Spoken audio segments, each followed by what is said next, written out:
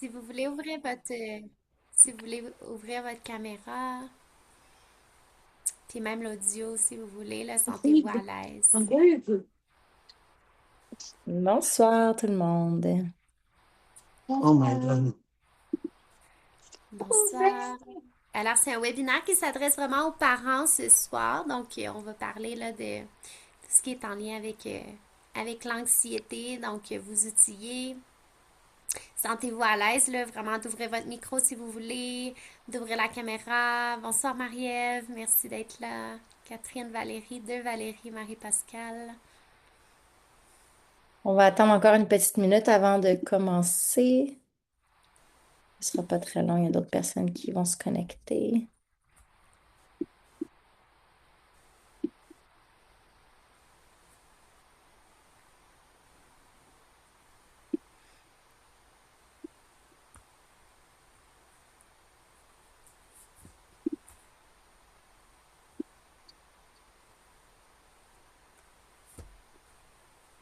Quand t'es prête, Cali. Parfait, mais on va y aller. Bonsoir tout le monde. Moi, c'est Kaliane, cofondatrice de Chez l'Éducation. Ça me fait plaisir de vous voir ce soir. Sarah et moi, on va discuter d'un sujet qui est à la fois bien intéressant et passionnant, surtout à ce temps-ci de l'année.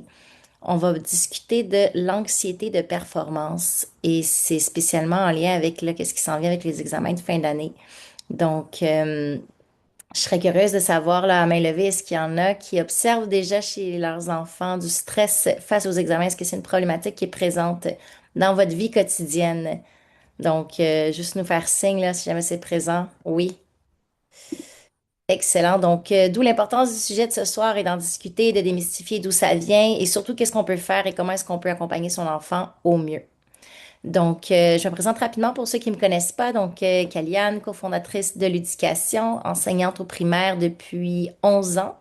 Donc, je pratique également l'alpinisme. J'ai vécu au Chili pendant plus d'une dizaine d'années où est-ce que je réalise des expéditions en montagne aussi avec des groupes scolaires. Puis, je suis passionnée de tout ce qui touche aux technologies, de l'éducation, puis au développement personnel des enfants. Donc, voilà, je vais laisser Sarah se présenter, puis ensuite, on va pouvoir continuer. Oui, alors bonsoir à tous. Merci, merci de prendre ce temps-là pour vos enfants, pour accompagner le mieux vos enfants. Alors, moi, je me présente. Moi, c'est Sarah, cofondatrice aussi de l'éducation. Enseignante au primaire depuis 11 ans aussi, donc on a gradué là en même temps qu'Ali et moi.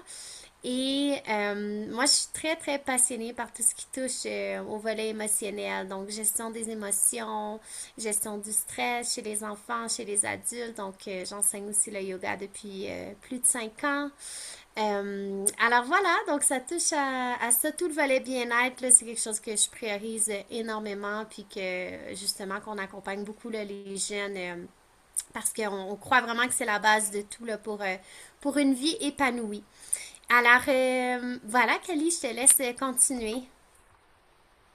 C'est parti. Donc, on va discuter d'abord qu'est-ce que c'est l'anxiété de performance, d'où ça vient, puis on va essayer d'un petit peu mieux la comprendre. Donc, en fait, on voit ici comme une bascule, en fait, du stress jusqu'à l'anxiété de performance, parce qu'un certain niveau de stress peut être positif. Le stress, c'est un peu comme un moteur, qu'est-ce qui nous pousse à avancer, à se mettre en action, à essayer, puis à prendre certains risques, mais qui peuvent être calculés, modérés. Mais quand ça devient trop, c'est à ce moment-là que ça devient de l'anxiété. Donc la différence aussi, c'est que lorsqu'on vit un petit stress qui est modéré, c'est une énergie qui te mobilise pour avancer parce que tu sens que tu es capable de pouvoir surmonter un peu cet obstacle. Tandis que quand on va vraiment de l'autre côté, l'anxiété, en fait, c'est pas une énergie qui te pousse à avancer, c'est plutôt un blocage. Donc, on voit comme la montagne comme étant trop grande, trop haute. Donc, on vit une surcharge, un blocage, puis c'est là que l'enfant se bloque. Donc, un enfant qui présente de l'anxiété de performance, souvent, par exemple, dans un examen, ben, si jamais il stresse, ben, il peut bloquer, laisser la réponse en blanc, ne rien écrire, ressentir les symptômes du stress.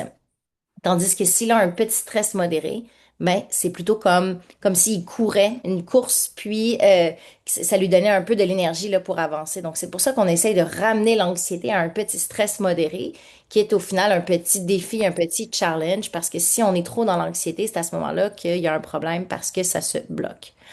Donc, trop de stress nuit directement aux performances. Donc, vraiment, avec le blocage, c'est prouvé que ça nuit à tout ça. Et même si un enfant est très bien préparé à un examen, il peut perdre tous ses moyens quand l'anxiété prend le dessus. Puis ça arrive souvent. Puis des fois, on le voit beaucoup avec des élèves avec qui on travaille, par exemple, des fois en individuel, puis avec qui on a travaillé certaines notions, par exemple, bon, de résolution de problèmes en mathématiques. Un à un ou en petits groupes, ils y arrivent, puis des fois, ils arrivent en période d'examen, puis pourtant, la veille, tout fonctionnait super bien, ils arrivent à l'examen et ils se bloquent, puis ils sont pas capables de résoudre le problème. Mais en fait, c'est pas qu'ils n'ont pas les capacités de le faire, c'est que l'anxiété a vraiment pris le dessus. Donc, c'est important de déceler justement la différence entre, bon, l'enfant n'a pas atteint la compétence et l'enfant vit de l'anxiété, parce que si c'est de l'anxiété, ben, on peut justement jouer là-dessus, puis la diminuer pour que l'élève soit capable de mener la tâche à terme. Donc, qu'est-ce qui se passe quand le cerveau est bloqué? Ben, concrètement, en fait, c'est comme si il y a un court-circuit de la mémoire de travail. Donc, l'enfant oublie tout. Si on pense par exemple à un autre exemple, les mots de dictée. Ça arrive souvent que les élèves vont pratiquer les mots de dictée à la maison, les mots d'orthographe. Vous le pratiquez pendant une vingtaine de minutes, tout va bien. L'enfant arrive le lendemain à l'école devant la dictée, blocage, il sait plus comment écrire les mots, il s'en souvient plus. Donc, c'est pas nécessairement qu'il a oublié et qu'il n'a pas appris. C'est que l'anxiété a pris le dessus. Donc, vraiment, ça vient court-circuiter la mémoire de travail. Donc, il peut pas mettre ses compétences à la tâche. Donc, l'enfant, il fait pas exprès. C'est vraiment que le cerveau est en surcharge. Et donc, c'est un mécanisme de défense. Le cerveau essaie de protéger l'enfant. Donc, on voit ici dans notre beau petit schéma ici, là, que c'est le cortex préfrontal qui est affecté, donc qui s'occupe de la mémoire et de la concentration, puis qui va vraiment se déconnecter quand il y a ce signal d'alerte qui arrive. Et l'amygdale, qui est plutôt le centre de la peur, ben, elle va s'activer comme s'il y avait un réel danger. Donc, c'est pour ça qu'il se bloque, puis c'est un mécanisme de défense. Donc, c'est comme s'il voyait la tâche comme étant un danger. Et donc, c'est quoi le danger en fait? Pourquoi est-ce qu'il bloque? Ben, c'est la peur de l'échec, la peur de ne pas réussir. Et donc, c'est là-dessus qu'il va falloir jouer. Pourquoi est-ce que l'enfant a peur de l'échec? Pourquoi est-ce qu'il a peur de ne pas réussir? Et donc, l'important, c'est premièrement d'apprendre à décoder les signaux. Donc, comme on disait, que ce n'est pas un manque d'effort, ni un manque de travail, ni un manque de compétences, mais plutôt de l'anxiété. Donc, on va essayer d'aller décoder des signaux. Chaque enfant est différent. On va vous parler de certains symptômes qu'on peut observer. Donc, il s'agit de voir qu'est-ce qui représente au final le mieux votre enfant. Parce que souvent, derrière le comportement difficile, comme ce blocage, en fait, il se trouve une émotion encore plus difficile à gérer. Puis ce comportement est juste une réaction ou un mécanisme de défense. Donc, si on pense à des signaux émotionnels, on peut penser par exemple à l'irritabilité soudaine, de l'impulsivité, des pleurs inexpliqués, de se décourager. Donc, on voit que l'enfant est très à vif, contrôle peu ses émotions. Donc, il est vraiment en mode réaction. On voit qu'il a peur. Donc, c'est sûr qu'il est alerte et qu'il réagit fortement. D'autres signaux physiques, par exemple, maux de ventre avant d'aller à l'école. Ça, je pense que c'est typique, hein. On l'a souvent entendu, un enfant qui a mal au ventre avant d'aller à l'école. L'angoisse et l'anxiété se logent très souvent à cet endroit-là. Fatigue extrême, parce qu'en fait, c'est épuisant d'être stressé, c'est épuisant, l'anxiété, puis surtout chez les enfants, chez les tout petits, hein. Donc c'est épuisant. Une lourde charge émotionnelle, une lourde charge mentale. Donc, si vous voyez que l'enfant est très fatigué, probablement qu'il vit de l'anxiété. Et ça vient jouer aussi sous l'effet contraire, donc difficulté d'endormissement. Donc, c'est sûr que le stress fait en sorte que l'élève est plus aux aguets, est plus réveillé. Ça ne veut pas dire qu'il est plus réveillé, en fait, mais qu'il est plus éveillé et qu'il a du mal à s'endormir. Et si on parle de signaux cognitifs, c'est le discours interne que se dit l'enfant. Donc, par exemple, je ne suis pas capable, je vais pas y arriver, c'est trop difficile, je veux pas le faire. Donc, blocage total devant la feuille. Ou complètement, comme on l'a dit, d'oublier les notions qui pourtant maîtrisaient très bien la veille. Et donc, lorsque l'anxiété de performance arrive, on rentre un peu comme dans une spirale catastrophique. Puis ça nous est tous arrivé déjà de pouvoir ressentir ce genre de spirale. Puis il faut juste être capable de le déceler chez les enfants. De quelle façon est-ce que ça se présente? Donc, par exemple, les enfants anxieux ont tendance à surestimer les menaces. Ils ont une grande imagination, mais ils manquent d'outils pour relativiser ce qui leur arrive. Donc, notre rôle en tant qu'adulte, au final, c'est d'interrompre un petit peu cette cascade. Donc, par exemple, on peut avoir une simple pensée, on arrive devant un examen, puis l'élève va tout oublier. Il va commencer à s'inquiéter un petit peu, puis il va dire, bon, je vais rater cet examen, ça va pas bien aller. Puis là, on se fait des scénarios catastrophiques. Ah, je vais redoubler mon année. Et là, on continue, on descend encore plus bas, je vais rater ma vie. Donc, ça devient catastrophique. Donc, il ne dimensionne pas les menaces qui sont vraiment en lien avec ce qui se passe en ce moment. Donc, de les amener à relativiser, puis surtout de jouer le rôle de rester à l'étape 1. Bon, je vais peut-être rater mon examen, c'est pas la fin du monde. Mais pour eux, oui, c'est la fin du monde. C'est comme, je pense que ça nous est tous déjà arrivé là, quand on était jeune, puis on fait quelque chose de mal ou on casse un vase ou quelque chose, puis on dit, ah, mes parents, ils vont me tuer, puis l'enfant pense que ses parents, ah, mes parents vont me tuer. Mais en fait, c'est une réaction impulsive de surdimensionner les menaces pour quelque chose de tout petit. Ou, ah, telle personne ne va plus jamais me parler de ma vie. Donc, c'est vraiment de les amener à relativiser puis d'y aller étape par étape. Donc, on va voir justement maintenant des techniques. Qu'est-ce qu'on peut faire pour aider les enfants à mieux gérer cette anxiété, à la reconnaître et à réussir à la surpasser pour revenir à un niveau de stress qui est modéré puis qui va être un moteur qui va leur permettre d'avancer et non de s'arrêter. Est-ce qu'il y en a, là, juste avant de commencer, est-ce qu'il y en a qui voient, ben, peut-être qui voient un petit peu là, des signes de leur enfant ou qui ont vécu des situations similaires? Tu sais, en fait, l'objectif, c'est vraiment pas d'étiqueter, mais c'est vraiment de comprendre mieux pour accompagner. Donc, si jamais quelqu'un qui aimerait partager, là, sentez-vous à l'aise, ouvrez votre micro, ouvrez la caméra, c'est vraiment un lieu d'échange. Donc, voilà. Et bienvenue là aussi, Carl, Zéphirin. Oh oui, c'est 100% mon garçon que Catherine dit. Ouais, ben écoute, nous on parle, en fait, notre rôle là, c'est justement, on parle à énormément de familles, puis qui vivent aussi des choses similaires. Puis des fois, en tant que parents, on pense qu'on est les seuls hein, dans notre milieu familial qui vivons ça, alors que finalement, ben quand on commence, nous, on échange avec énormément de parents, ben on voit que c'est souvent les mêmes, un peu les mêmes défis qui apparaissent. Donc, c'est pour ça qu'on choisit aussi là, ces sujets-là. Oui, il y a quelqu'un qui a levé la main, allez-y. Allô, bonsoir à tout le monde. Salut! Bonsoir. Oui, bonsoir. Alors, déjà, je suis très, très ravie de pouvoir participer à, je vais dire, à cet enseignement parce que ça va, ça touche, ça nous touche énormément. On a l'une de nos filles, justement, qui jusqu'aujourd'hui, c'est vrai qu'elle est encore en processus manifeste. L'anxiété, vraiment, ça l'affecte énormément dans ses études parce qu'on a eu à détecter ça dès la maternelle. Il lui arrivait parfois de secouer la tête pour rien. Et parfois, on va aller au cours de musique et s'il y a plein de monde dans la salle, ça va la crisper et elle va comme se mettre à vomir. Hmm. Là, on a compris que, tu sais, quand tu es sous tes émotions, le corps est comme sous vasoconstriction et ça peut provoquer les vomissements. Donc, même en grand groupe, on pouvait voir ces symptômes-là en elle. Et une fois à l'école, on nous a fait part qu'elle a eu vraiment un moment de spasme et ça nous a beaucoup inquiétés. On est allé sur le site de CHU de Sainte-Justine et on a juste tapé spasme infantile et on a vraiment détecté que ça existait chez les enfants. On a investigué là-dessus et on est allé au CHUL pour pouvoir faire des examens en neurologie justement pour pouvoir comprendre davantage si peut-être ça n'avait rien à voir avec une épilepsie ou quoi que ce soit. On voulait vraiment s'assurer que ça va bien parce qu'on voyait une différence par rapport aux autres enfants de la maison, même au niveau de l'apprentissage.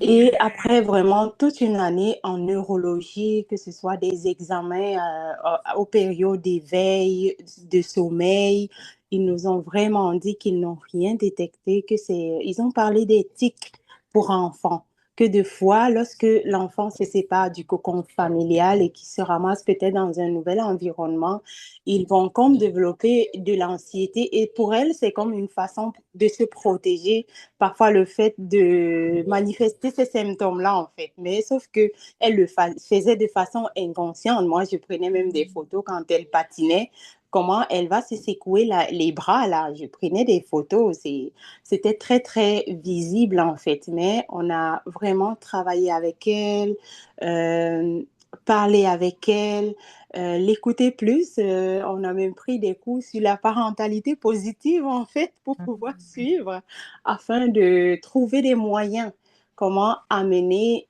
cet enfant-là à sortir un peu de sa zone de confort parce que quand elle est à la maison avec ses sœurs, elle est quand même productive.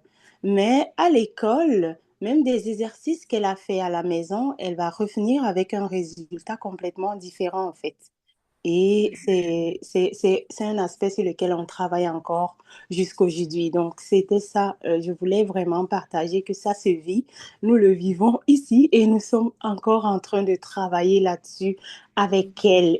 On a compris qu'avec elle, ça prend du temps pour lui expliquer et que chaque enfant est différent parce que sa grande sœur, elle est déjà autonome dans ses affaires et nous avons vraiment compris qu'avec elle, ça prend du temps et on lui donne vraiment le temps qu'il faut. On est à l'écoute pour elle et on essaye de trouver toutes les stratégies hein, qui peuvent vraiment l'aider. Donc, on a même découvert le cours sur l'éducation. On n'a pas hésité de le prendre pour pouvoir vraiment l'épauler comme un plus dans ses études également.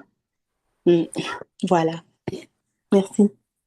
Merci tellement pour ce beau partage. Puis je pense que ça fait du bien justement de que tout le monde puisse recevoir ça, justement pour savoir qu'on n'est pas seul là-dedans. Puis il y a une phrase que j'ai beaucoup appréciée là, que vous avez dite qui m'est restée. Puis c'est chaque enfant est unique. Puis ça, je pense qu'il faut pas l'oublier. On peut pas mettre tous les enfants dans le même cadre. Chaque Ouais, enfant a son propre rythme d'apprentissage, sa propre personnalité, puis c'est ça la magie aussi. Puis justement, de pouvoir accompagner l'enfant selon ses propres besoins, ben ça c'est un des plus beaux cadeaux qu'on peut faire aussi en tant qu'enseignante, oui, en tant que parent, puis essayer de comprendre en fait derrière tout ça. Tu sais, qu'est-ce que derrière une crise ou derrière la frustration, il y a quelque chose qui se cache. Qu'est-ce que c'est? Tu sais, d'aller vraiment à la racine. C'est un beau cadeau là, qu'on peut faire pour accompagner le mieux les enfants. Merci beaucoup, beaucoup pour votre partage. merci. Merci. Alors, je vais continuer par rapport à, bon, on peut désamorcer. En fait, là, quand un enfant, disons, là, panique, ben, il y a quand même des étapes qu'on peut faire on veut désamorcer, on veut dédramatiser. Puis ça, on le fait avec nos élèves en classe. Donc, quand il y a un conflit, bon, on revient, là, on s'ancre, hein, on revient à nos racines. Donc, en premier, qu'est-ce qu'on peut faire? Ben, on peut demander à l'enfant, est-ce que c'est un fait? Est-ce que ce que tu vis en ce moment, c'est réel? Comme est-ce que ça apparaît la vie en ce moment? Ou est-ce que c'est une pensée? C'est quelque chose qui pourrait arriver. Donc, déjà, de le faire réaliser. Donc, est-ce que ça se passe maintenant ou c'est une pensée?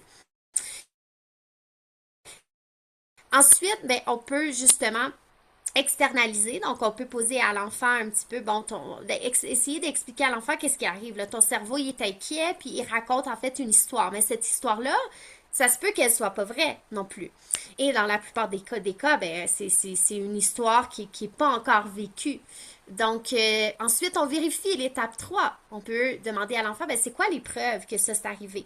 Donc, on veut le remettre, là, le recentrer, en fait, l'aider à se recentrer puis rééquilibrer par la suite. Et si on imaginait un scénario différent où ça se passe bien, parce que souvent les enfants, puis les adultes aussi, on s'entend, on va imaginer le pire. Mais qu'est-ce qui arrive? Ça pourrait être bien aussi. Ça se peut que le scénario tombe super. En fait, fasse en sorte que ce soit positif. Donc, d'amener l'enfant aussi d'accompagner l'enfant dans ces étapes-là. Puis c'est sûr qu'il va avoir besoin d'accompagnement. Les enfants, le cerveau est pas assez mature pour le faire de manière autonome, mais éventuellement, quand on accompagne l'enfant, disons à chaque fois qu'il vit ces émotions-là, une étape à la fois, si on imprime ce schéma-là, puis qu'on l'a, puis qu'on peut s'y référer, hein, le visuel est super important, bien c'est sûr qu'éventuellement, l'enfant, l'objectif, c'est qu'il soit en mesure de le faire de manière autonome, puis que ce sont des outils, que ce soit des outils qui va pouvoir lui servir pas juste à l'école, mais pour toute sa vie, dans des situations, dans des situations conflictuelles, disons avec les amis, dans la gestion de ses émotions. Et cinquième étape, ben, revenir au présent. Donc, nomme-moi là, des choses que tu vois en ce moment, ce qui nous entoure maintenant. Donc, revenir là, à ce moment-là, présent, d'aller dans la nature aussi. Hein, ça peut aider les enfants là, à faire une pause, donc à se calmer un peu. Ensuite, bon, certaines techniques en fait là, pour réguler le stress, donc autant avec le corps que l'environnement. Donc, en fait, là, donc c'est sûr que quand un enfant est anxieux, juste les mots souvent, bon, c'est sûr que ça va avoir un impact positif, mais ça lui prend autre chose que les mots. Donc, souvent, on va enseigner aux enfants justement des techniques de respiration.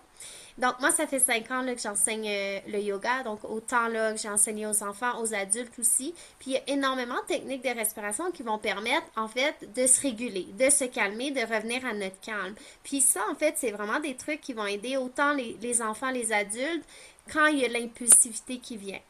Donc, quand l'enfant a envie de réagir, je sais pas, de crier, de frapper, ça peut arriver. Donc, les émotions, les grandes émotions, bon, qu'est-ce qu'on peut faire avec l'enfant? Donc, c'est des techniques qu'on peut enseigner à l'enfant.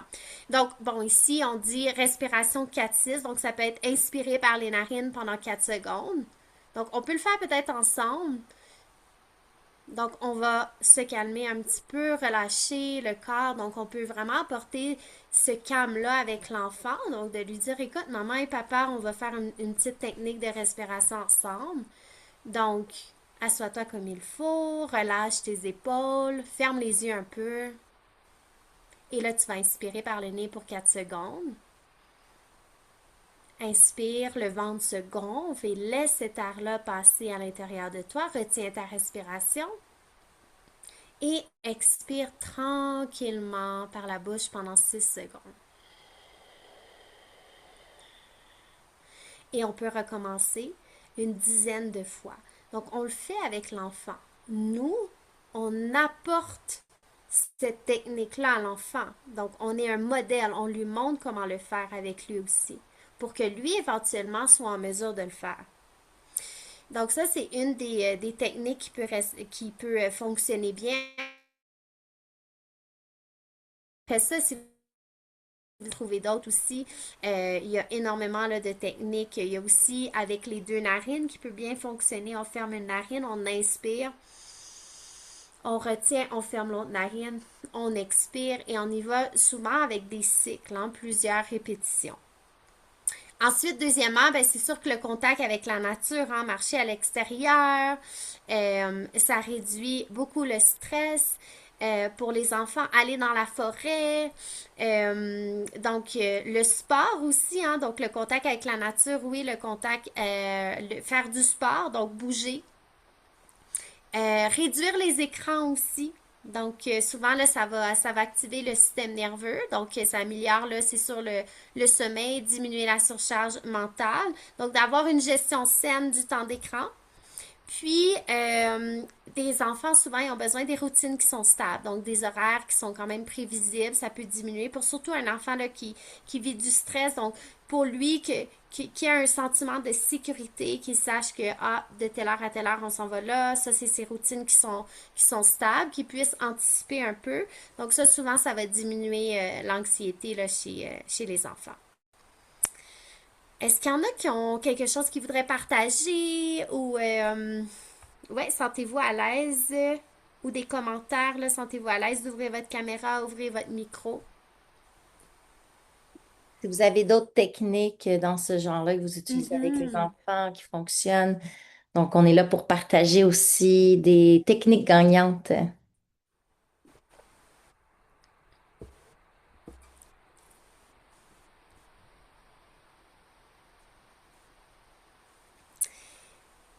là, on va aller. Oui, vas-y, Marie-Ève.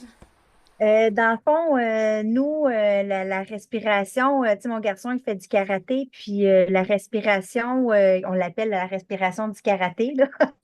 Donc, dans le fond, lui, ça l'aide là, vraiment à se recentrer, là. Donc, même Mhm.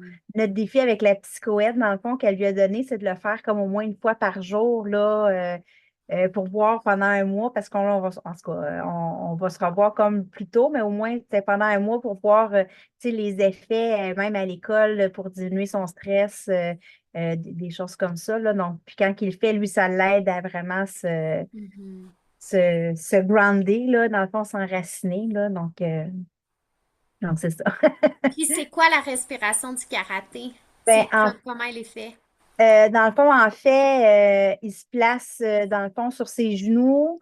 Euh, il se vient comme se mettre les mains une dans l'autre avec les pouces collés, comme à la hauteur du nombril. Mhm. Il les yeux fermés, puis dans le fond, c'est ça, c'est la respiration qui l'aide, dans le fond, comme ça. Là, puis là, il fait comme, il inspire, il retient, je pense que c'est 4 ou 5 secondes, puis après, il Mhm. expire, ben, un peu comme celle que un peu semblable à la 4-6, là. Puis après, Mhm. il expire, puis il recommence là, pendant comme 5 6 fois, là, puis c'est ça.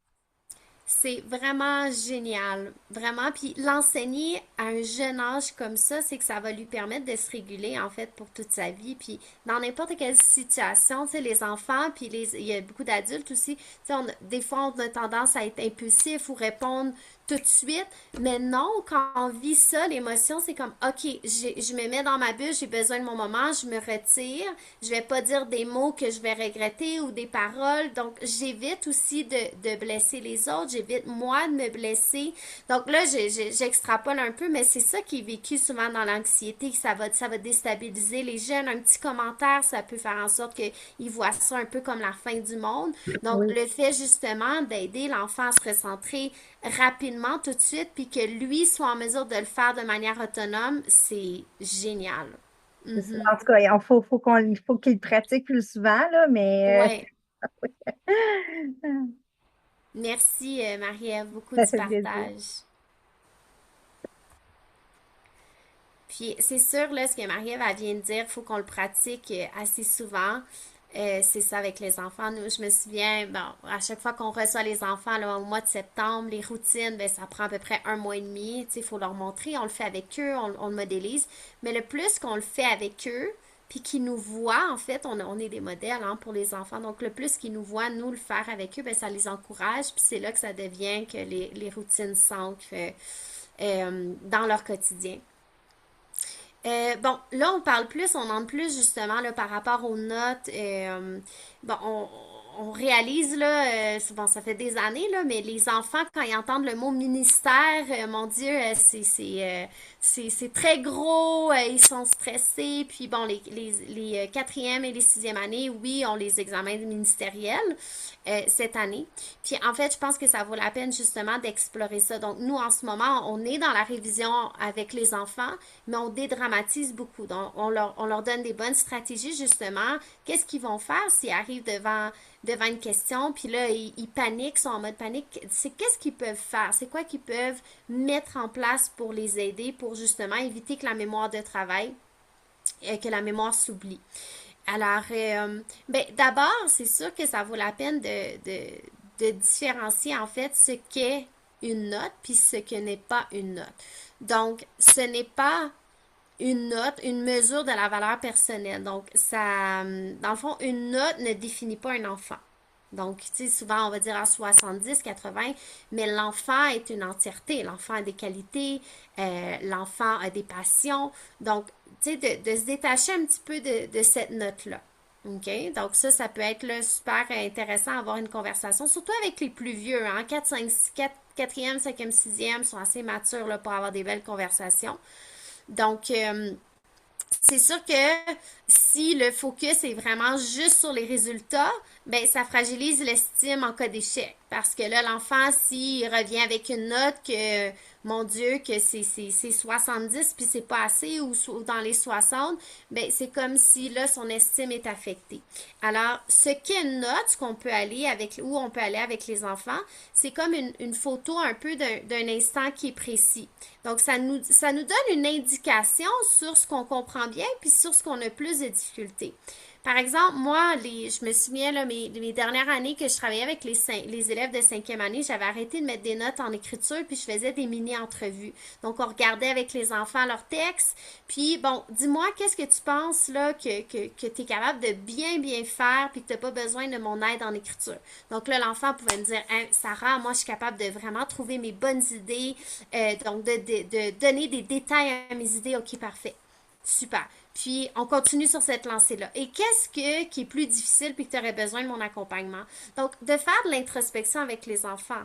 Donc, leur permettre aussi d'aller à l'intérieur d'eux puis de dire, bon, c'est quoi que tu as besoin comme accompagnement? Donc, d'aller un peu vers ça. La note, c'est ce qui reste, par exemple, ce que tu as moins bien compris. Donc, c'est une indication de ce qui nous reste à apprendre. Donc, de mettre le focus vraiment sur bon, ce qui compte, c'est pas d'être parfait, mais c'est d'avancer, c'est d'évoluer aussi. Puis, il y a beaucoup, tu sais, de l'anxiété, il y a aussi au niveau de la perfection, hein. Puis, bon, moi, je me mets un peu là-dedans, là, quand j'étais jeune, moi, j'avais beaucoup le côté perfectionniste, j'avais peur de déplaire, puis il y avait aucune pression de la part de mes parents, ça, c'était vraiment ma personnalité. Puis, ben, j'ai dû travailler un petit peu par rapport à ça, d'accepter ouais, de faire des erreurs en tant que telles, puis d'apprendre de ça. Donc, je pense on est là en tant qu'adulte, en tant que parent, on peut les accompagner là-dedans, puis vraiment de mettre le focus sur l'évolution de l'enfant, ça a un bel impact.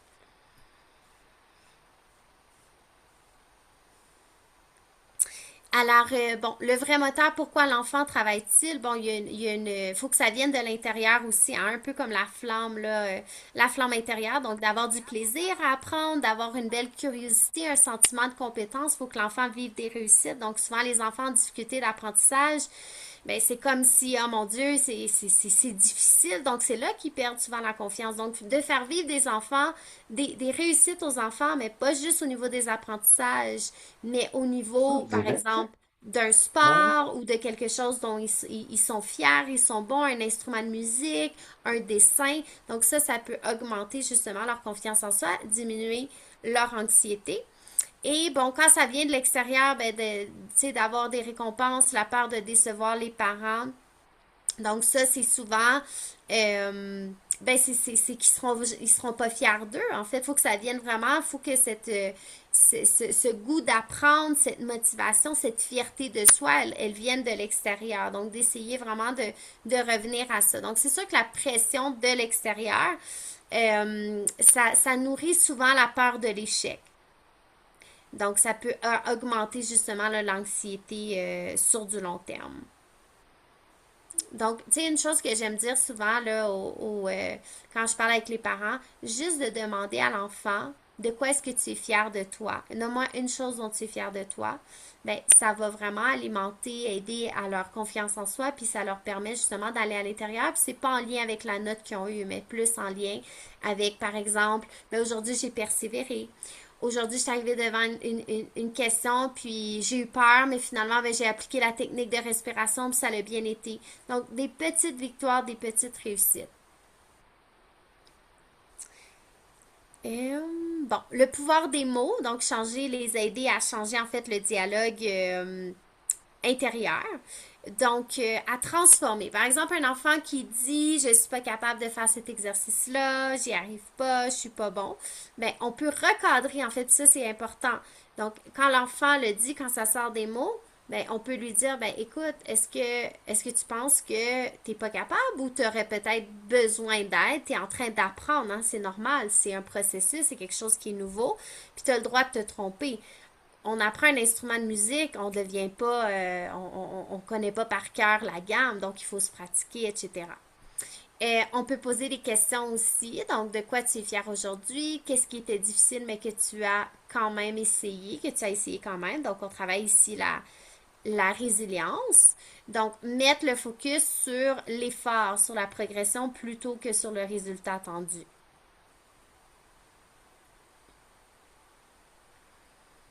Kali, est-ce que tu peux continuer avec ce diapo?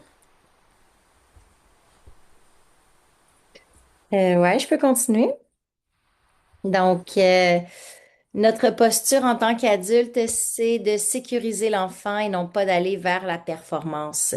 Donc, on sait justement que le but, c'est de diminuer les signaux de stress, les symptômes, pour que l'enfant puisse regagner confiance en lui, parce qu'avec sa confiance, c'est là qu'il va être capable vraiment de pouvoir démontrer ce dont il est capable. Et au final, donc, le soutien parental, c'est le premier facteur qui va réduire l'anxiété.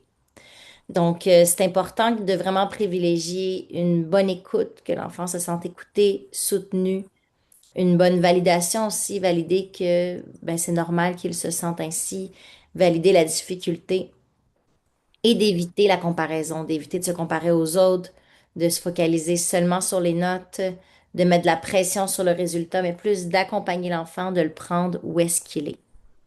Donc, l'enfant à la maison a vraiment besoin d'un allié. Il n'a pas besoin d'un évaluateur, comme on dit. S'il a vraiment un allié, quelqu'un qui va pouvoir l'aider à avancer. Et donc, le défi, ben, c'est d'essayer de mettre ça dans une routine sans mettre de pression. Donc, on le répète toujours, c'est des petits gestes répétés qui font des grandes différences. Donc, on pense que ce sont des actions simples, mais au final, c'est des mini-actions qui font en sorte que ça va faire un changement. Comme par exemple, prendre 10 minutes par jour de présence réelle avec l'enfant, pas d'écran, juste discuter, que ce soit fluide, de l'écouter. De prendre ces moments-là pour respirer ensemble, donc avec les techniques qu'on a montrées auparavant.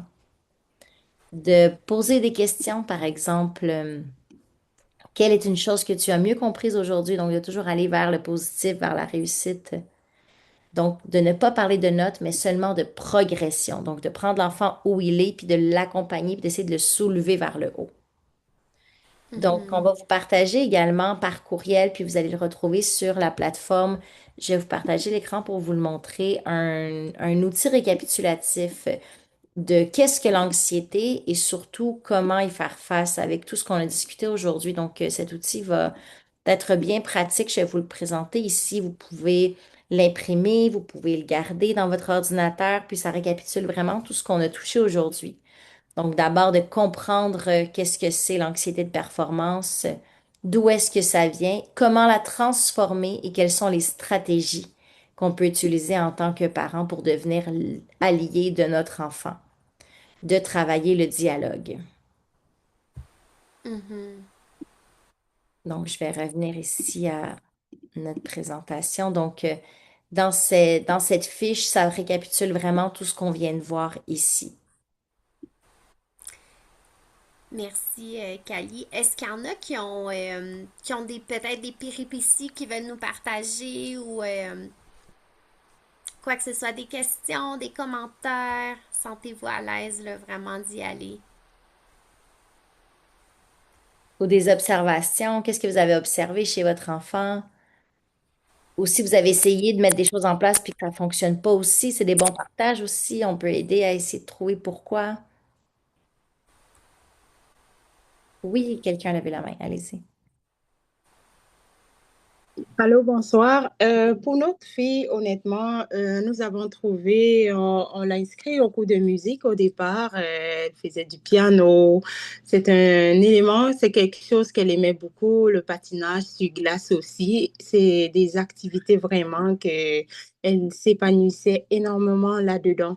Et aussi, des fois, quand il rentre le soir à l'école, on prend juste un 15 minutes à faire du sport sur sur le tapis de la maison.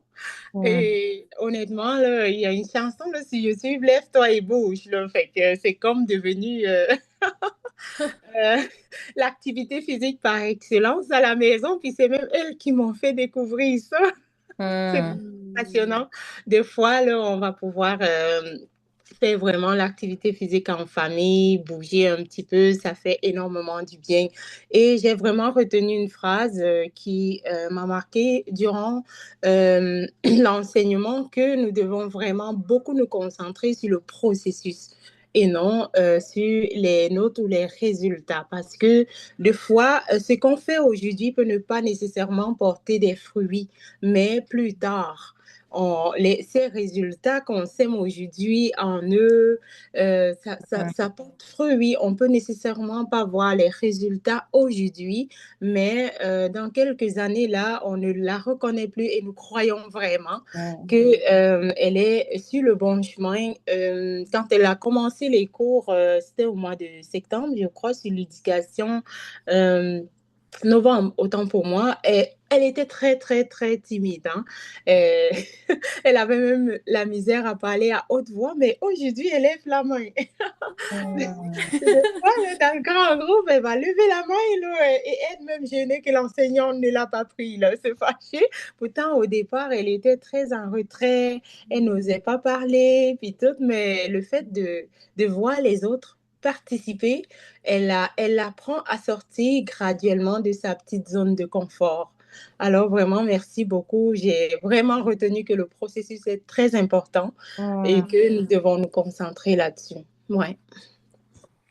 Très beau partage, merci. Puis vous avez nommé quelque chose de très important qu'on répète souvent. Et des fois, c'est difficile à le comprendre quand on n'est pas dedans, mais oui, le processus, c'est tellement important et c'est vraiment d'y aller étape par étape puis d'avoir confiance en ces micro-étapes qui et dans la constance surtout. Donc, vous l'avez dit, là, vous avez observé le changement depuis quelques mois chez votre fille. Puis, c'est pas des changements qui s'observent du jour au lendemain. Il faut d'abord apprivoiser ce nouvel environnement. Il faut s'apprivoiser soi-même aussi à l'intérieur de tout ça, puis de trouver comment on évolue. Puis, il y a une métaphore aussi que j'aime beaucoup. Puis, c'est drôle, j'ai comme un bracelet, mais vous savez, par exemple, quand on fait des bracelets, je sais pas si vous voyez, des bracelets comme ça Mhm.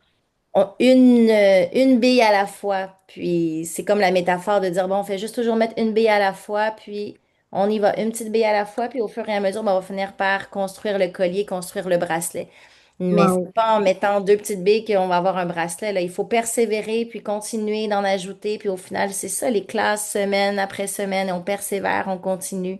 Puis c'est là qu'on obtient des résultats parce qu'on a construit des routines stables, des routines qui sont prévisibles, qui sont ancrées pour l'enfant et même pour vous aussi. Donc, ça fait partie de la routine comme prendre sa collation après l'école. Donc, c'est beau de vous entendre parler puis de voir aussi comment votre fille a pu évoluer là à travers ça.